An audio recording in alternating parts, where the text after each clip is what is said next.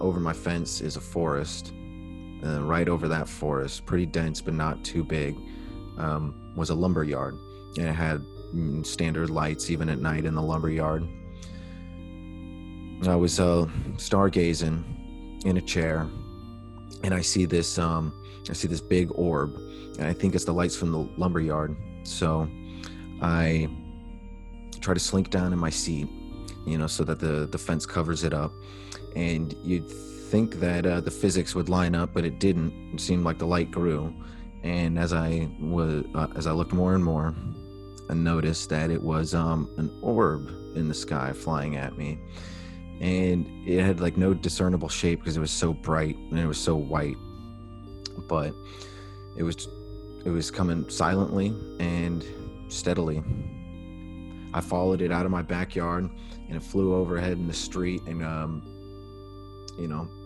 pretty quickly went. This was a neighborhood area, but it's Alaska. It's still pretty dense with forest and whatnot, and it kept going until it disappeared behind the Chugach mountain range. I don't think you can have a UFO experience without that state of surrealism, and by definition, surrealism calls into question a handful of different things, like what is the nature of reality, what is the nature of experience, where do you draw the line between the subjective and the objective. There's a lot going on, and the UFO encounter or sighting touches on it all at once.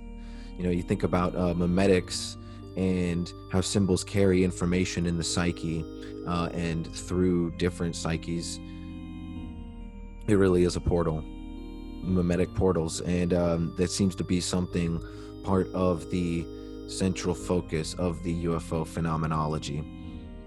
I think in a way, you could call a UFO a flying dream. It seems to be an unconscious message, a message from the unconscious that echoes throughout the millennia and follows us. And we never seem to quite have a full, solid definition. There's no real takeaway except for the fact that it seems to hearken change in some way, whether it be good or bad. It's a change. You can't stay the same after having witnessed that.